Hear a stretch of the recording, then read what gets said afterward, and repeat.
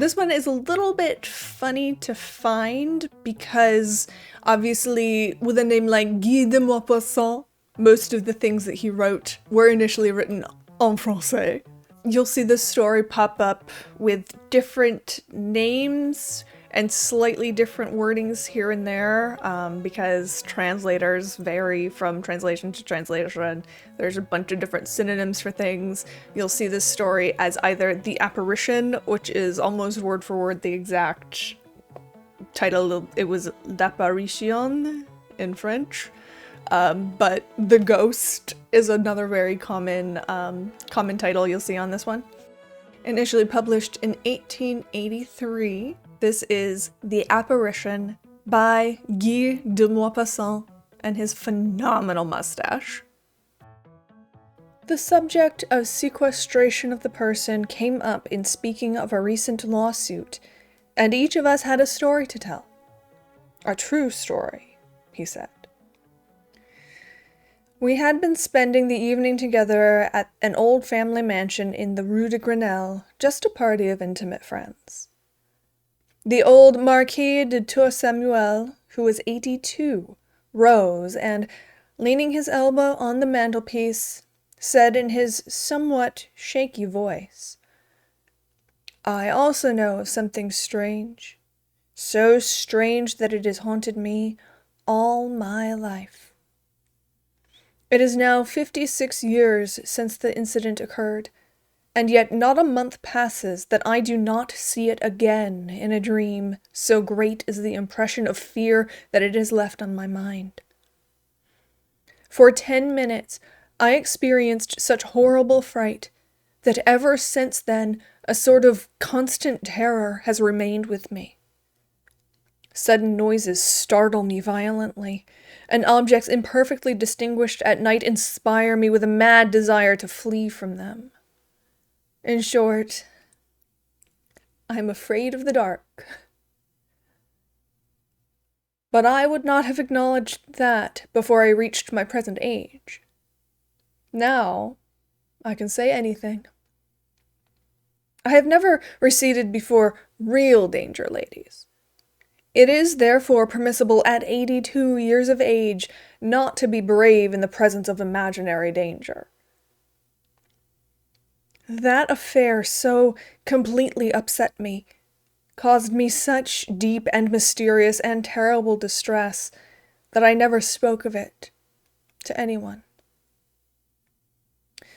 I will now tell it to you exactly as it happened, without any attempt at explanation. In July 1827, I was stationed at Rouen. One day, as I was walking along the quay, I met a man whom I thought I recognized without being able to recall exactly who he was. Instinctively, I made a movement to stop. The stranger perceived it, and at once extended his hand. He was a friend to whom I had been deeply attached as a youth. For 5 years I had not seen him. He seemed to have aged half a century. His hair was quite white, and he walked bent over as though completely exhausted. He apparently understood my surprise, and he told me of the misfortune which had shattered his life. Having fallen madly in love with a young girl, he had married her. But after a year of more than earthly happiness, she died, suddenly, of an affection of the heart. He left his country home on the very day of her burial and came to his town house in Rouen, where he lived, alone and unhappy, so sad and wretched that he thought constantly of suicide. "Since I have found you again in this manner," he said, "I will ask you to render me an important service. It is to go and get me out of the desk in my bedroom, our bedroom, some papers of which I have an urgent need. I cannot send a servant or a business clerk, as discretion and absolute silence are necessary. As for myself, nothing on earth would induce me to re-enter that house." I will give you the key of the room, which I myself locked on leaving, and the key of my desk, also a few words from my gardener telling him to open the chateau for you. But come and breakfast with me tomorrow, and we will arrange all that." I promised to do him the slight favor he asked. It was, for that matter, only a ride which I could make in an hour on horseback, his property being but a few miles distant from Rouen. At 10 o'clock the following day, I breakfasted, tête-à-tête with my friend, but he hardly spoke. He begged me to pardon him. The thought of the visit I was about to make to that room, the scene of his dead happiness, overcame him, he said. He, indeed, seemed singularly agitated and preoccupied, as though undergoing some mysterious mental struggle. At length, he explained to me exactly what I had to do. It was very simple. I must take 2 packages of letters and a roll of papers from the first right-hand drawer of the desk, of which I had the key. He added, "I need not beg you to refrain from glancing at them." I was wounded at that remark, and told him so somewhat sharply. He stammered, "Forgive me, I suffer so," and tears came to his eyes. At about 1 o'clock I took leave of him to accomplish my mission. The weather was glorious, and I trotted across the fields, listening to the song of the larks and the rhythmical clang of my sword against my boot. Then I entered the forest and walked my horse. Branches of trees caressed my face as I passed, and now and then I caught a leaf with my teeth and chewed it, from sheer gladness of heart at being alive and vigorous on such a radiant day. As I approached the chateau, I took from my pocket the letter I had for the gardener, and was astonished at finding it sealed. I was so irritated that I was about to turn back without having fulfilled my promise, but I reflected that I should thereby display undue susceptibility. My friend, in his troubled condition, might easily have fastened the envelope without noticing that he did so. The manor looked as if it had been abandoned for 20 years. The open gate was falling from its hinges, the walks were overgrown with grass, and the flower beds were no longer distinguishable.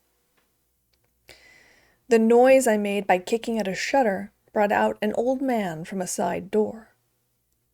He seemed stunned with astonishment at seeing me. On receiving my letter, he read it, reread it, turned it over and over, looked me up and down, put the paper in his pocket, and finally said, "Well, what is it you wish?" I replied shortly, "You ought to know, since you have just read your master's orders. I wish to enter the chateau." He seemed overcome. "Then you are going into her room." I began to lose patience. "Damn it, are you presuming to question me?" He stammered in confusion. "No, but sir, but it has not been opened since the death. If you will be kind enough to wait 5 minutes, I will go and see if—" I interrupted him angrily. "See here, what do you mean by your tricks? You know very well you cannot enter the room, since here's the key." He no longer objected. "Then, sir, I will show you the way." "Show me the staircase and leave me. I'll find my way without you." "But, sir, indeed—" This time I lost patience, and pushing him aside, went into the house. I first went through the kitchen, then 2 rooms occupied by this man and his wife. Then I crossed a large hall, mounted a staircase, and recognized the door described by my friend. I easily opened it, and entered the apartment. It was so dark that at first I could distinguish nothing. I stopped short, disagreeably affected by that disagreeable, musty odor of closed, unoccupied rooms. As my eyes slowly became accustomed to the darkness, I saw plainly enough a large and disordered bedroom, the bed without sheets but still retaining its mattresses and pillows, on one of which was a deep impression, as though an elbow or a head had recently rested there. The chairs all seemed out of place. I noticed that a door, doubtless that of a closet, had remained half open. I first went to the window, which I opened to let in the light, but the fastenings of the shutters had grown so rusty I could not move them. I even tried to break them with my sword, but without success. As I was growing irritated over my useless efforts and could now see fairly well in the semi-darkness, I gave up the hope of getting more light and went over to the writing desk. I seated myself in an armchair and, letting down the lid of the desk, I opened the drawer designated. It was full to the top.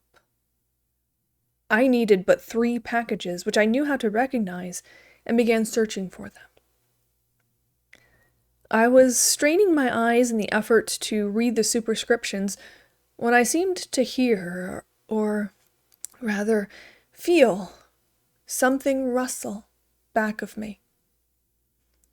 I paid no attention, believing that a draft from the window was moving some drapery. But in a minute or so, another movement, almost imperceptible, sent a strangely disagreeable little shiver over my skin. It was so stupid to be affected even slightly that self-respect prevented my turning around.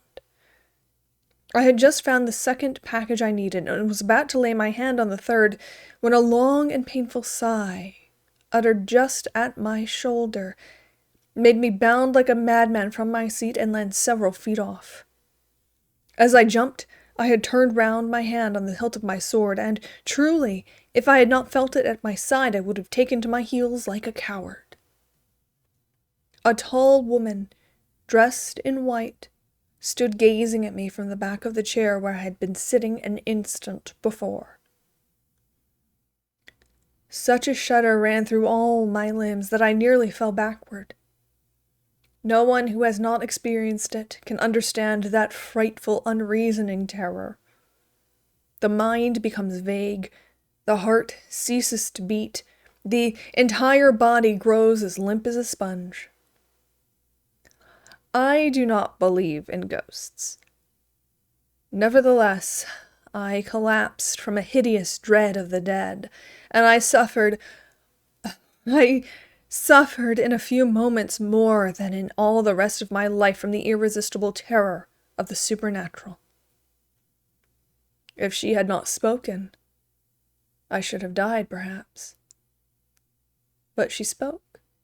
She spoke in a sweet, sad voice that set my nerves vibrating.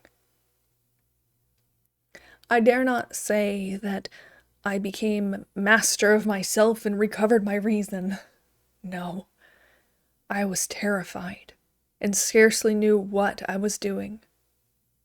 But a certain innate pride, a remnant of soldierly instinct, made me, almost in spite of myself, maintain a bold front. She said, "Oh, sir, you can render me a great service." I wanted to reply, but it was impossible for me to pronounce a word. Only a vague sound came from my throat. She continued, "Will you? You can save me, cure me. I suffer frightfully. I suffer. Oh, how I suffer." And she slowly seated herself in my armchair, still looking at me. "Will you?" she said. I nodded in assent, my voice still being paralyzed. Then she held out to me a tortoiseshell comb and murmured, "Comb my hair. Oh, comb my hair. That will cure me. It must be combed. Look at my head. How I suffer. and my hair pulls so. Her hair, unbound, very long and very black, it seemed to me, hung over the back of the armchair and touched the floor. Why did I promise? Why did I take that comb with a shudder?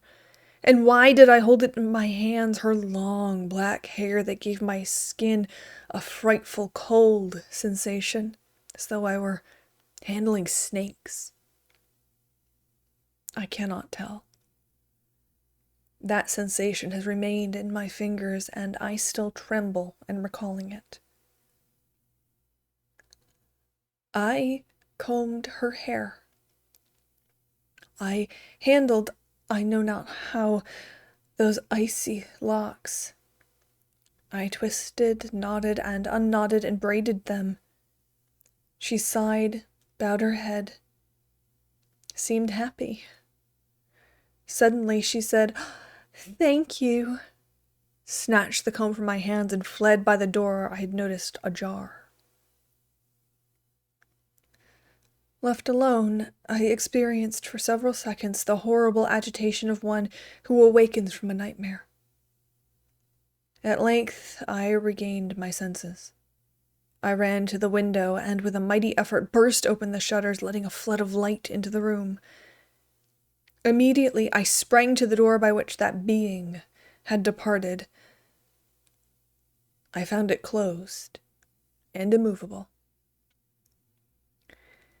Then the mad desire to flee overcame me like a panic, the panic which soldiers know in battle.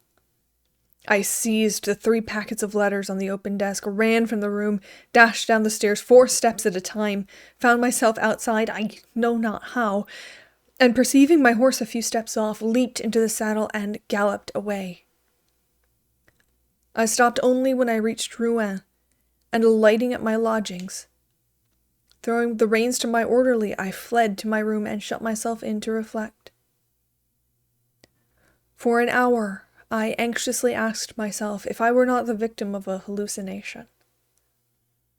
Undoubtedly, I had had one of those incomprehensible nervous attacks, those exhalations of mind that give rise to visions and are the stronghold of the supernatural. And I was about to believe I had seen a vision, had a hallucination, when, as I approached the window, my eyes fell by chance upon my breast. My military cape was covered with long black hairs. One by one, with trembling fingers, I plucked them off and threw them away. Then I called my orderly. I was too disturbed, too upset to go and see my friend that day, and I also wished to reflect more fully upon what I ought to tell him. I sent him his letters, for which he gave the soldier a receipt. He asked me after me most peculiarly, and on being told that I was ill, had had a sunstroke, appeared exceedingly anxious. Next morning I went to him, determined to tell him the truth. He had gone out the evening before and had not yet returned. I called again during the day. My friend was still absent. After waiting a week longer without news of him, I notified the authorities, and a judicial search was instituted. Not the slightest trace of his whereabouts or manner of disappearance was discovered. A minute inspection of the abandoned chateau revealed nothing of a suspicious character. There was no indication that a woman had been concealed there. After fruitless researches, all further efforts were abandoned, and for 56 years I have heard nothing. I know no more than before. The end.